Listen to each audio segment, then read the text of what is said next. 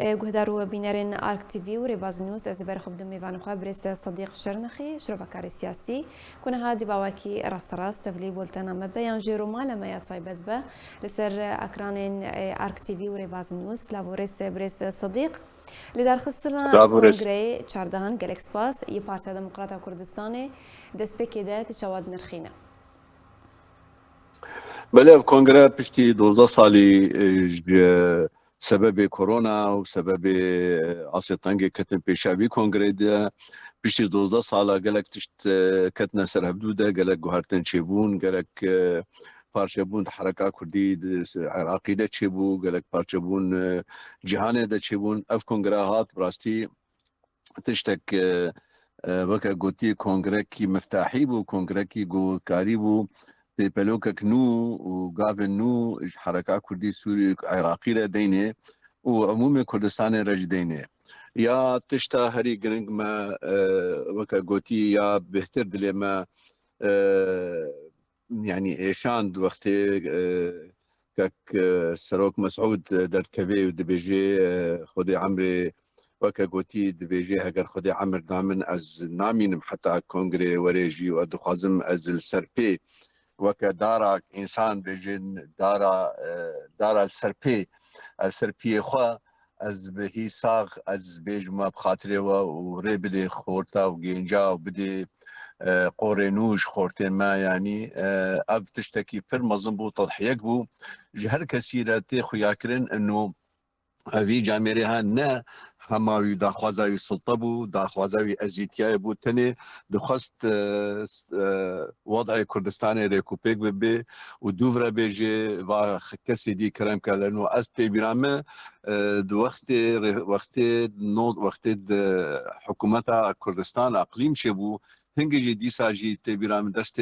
مام جلال راکر گو بلا تبی مام جلال گو نه لازمت تبی مدیتی هر و هر نتنه خود نخ پیش دخه لخلق ما حجه کریه نوی ملت ما وی پیش دخن و نه انانیتاوی ازیتیاوی های گو ایرو جه خود لی حجه کرنا خلقی و حجه کرنا پیشمرگ حجه کرنا ملت کرد اف سروک شخوره هل بجارتیا اف تشتا گرنگ بوته دا براستیجی عادی ترجی دویدا قالك تشتك مظن هات كرين يعني أو بشتي بندا مادا صدو تشلي نتشو سري وعرقلي إيرو روج وقتي اف كونغريها ما في تشارانوس كردا طرح دكن يعني وطرح دكن او ما في تشارانوس بكري حتى فدراليه وكونفدراليه اضاها به حكومة عراقي وقيادة عراقي دي براستي بس الحقي كردا بسكني وسرفي بكي بلكي او ناخذ بلكي تخصن هما وكبري اداره ذاتيه يعني حكم الذاتي بفكرين يعني تشتغل لي ايرو روج بيش كت افغافك بيش دبو جبو حقي كردا يرو بدنا خياكرن اساس ياجيد مثلا كردستانيه دا وجبهه كردستاني وخباطه كردستاني وهر شهر بارشي كردستاني تشتكي بهور بكن افجي تشتكي بالكشبو هبونا 800 انسان في كونغري دا اش قبالي امبيجن دوري 100,000 حتى 100,000 اندامي بارتي ديمقراطي كردستاني العراق اف تشتكي ديمقراطي بو تشتكي جي كاريبو نرينا حمو ملتي كرد الكردستان العراقي دناوا بارتي دا وبارتي جي كالي بقهي نبي كونغريها وبكار بدنجي هر انسان كي كرد الفي منطقه بدي بيشكش كرن اف كونغرا بيغمان تشتك فرمزن بو وضمانه ما تيدا سروك مسعود بو نيشيرفاني برزاني بو مسرور بو اف ضمانن افنها ضمانن وجهبون بردواميه في خطا وطني وربازه برزاني را باندورا پارتیا دموکرات کردستان لسر روشاوای کردستان بگشتی چیه هر وها پشتوانیا پارتیا دموکرات کردستان جدوزا کردیره لروشاوای کردستان به چه رنگی بود؟ بله باندورا و براستی پرفره وتي برامه صاله شيستو يكيدا وقت شورشا كردي دست بكر رحي قومي رحي ولات پروري طبعا بينجو هفتاده بارتيا ديمقراطي كردستاني سوري تشيد بي تشلو ششاده يا ديمقراطي كردستاني عراق هيا جليج وقت شورشا كردي دست بكر شيستو يكيدا بسلوكاتيا ملا مصطفى بارزاني دوی دجی او باندورا کی یعنی ما حما هنگی و حرکت کردی خودیت رحنایی دا خودیت خورتایی رچه بو باوری پر رچه بو نه خطنه دیت یعنی اگر ام بیژن وقت دموکراتی کردستان عراق تنبا شورشا کردی کردستان تنبا براستی او حرکات سیاسی یا چه بوید پنجو هفته دا او جوه به هز و قلس ما با لبراستی هر خبوه خورد دکر و خبوه مزن دکر و آلیکار جی بهبر دکرن تبلو امکانیات وای بسیط جی لحركات كردي سوري ديمقراطي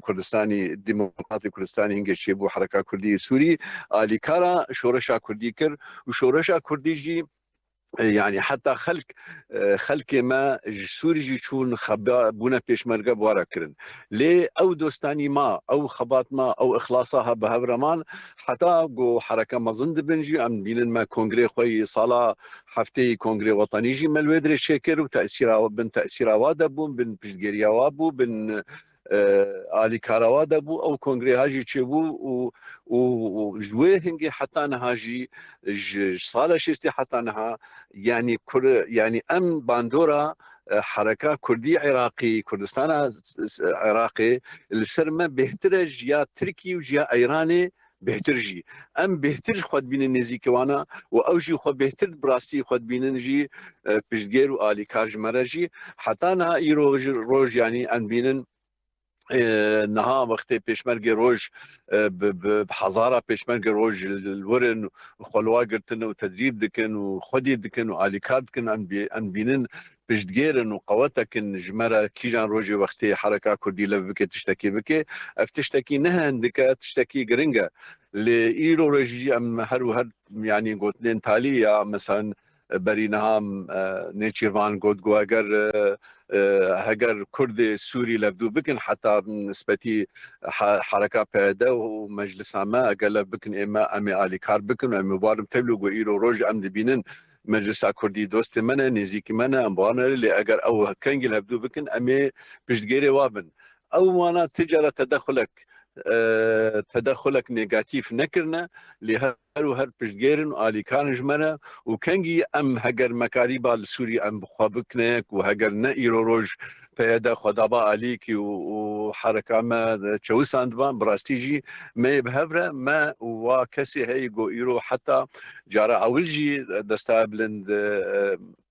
سروك مسعود علي كاركل ودعم كل بن إشراف وادجي تشيبوي يعني اگر نه با کسی نه شریک مین گو ایرو سوری دنه یه خواب ناوی کرده دکن اگر نه وهابان می گلک گاوی پیش دا عبید با و آلی کارانوا و مسئله کردی کتبه آستک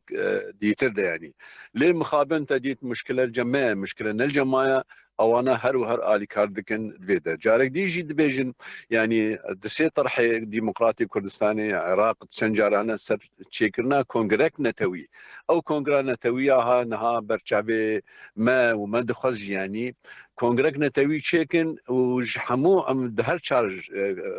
پارچه کردستان تیدا بجدار ببن لیدری خوریکن او کنگره و خودی دی خط قومی كردستاني بآواكرن لي مخابن ديسا جي PKK الموجه سوار بو وخست تشنا بكي از بهيفيما ام بهيفين ديسا او كونغري قومي وطني تشيبي يرو نخمه او كسي جو خطا ديمقراطي عراق دنا خطا قومي دنا او شخوره كونغرا كي تشيكن بلا ابديجي شخوره كونغرا كي تشيكن يعني ام اگر نكر بنجحن ام كونغرا كردستان حمو هيزن سياسي بكن هيزن جو خدير بازا قومي ري بازا برزاني ري بازا وطني هنا ابيها ام هيفي دكن ديمقراطي كردستان العراق الي كارا مبكي يان او سرپرشتيا في كونغري هبكي اب كونغري جو بكار بكردا عمومي كردستان بكيك ولو خطه ببن دخط بلا اوجي خطك بن امجي خطك بن ام هنجي بكار بن تشتكديجي بهبكن لي في قنا غير ام دكارن كونغرك جزئي بكن او كونغري هب بكار بن خديه في خط ببنيك وخديه خطا ديجي اگر ايرو من كان هيبيا بين حتى چندی سالا ده حیانو که امجی ببن وکمیان ابن وکا ابنانا به لی براستی اورولکه ابدا خوازك باركك بيشيات ديمقراطي كردستان العراق وبري نهاجي خبات كرنا دويدا خوجي ندان عليكي وديساجي بيشتي كونغري وانا اف تشتها ونو ببي ام بي نبي تشتها نو ببي ولي بي جمانجي طبعا اليكار هر وهر اليكارا سياسي ومعنوي ومادي حركه ما كديره سوريا كرنا وام دبي وكا قوتي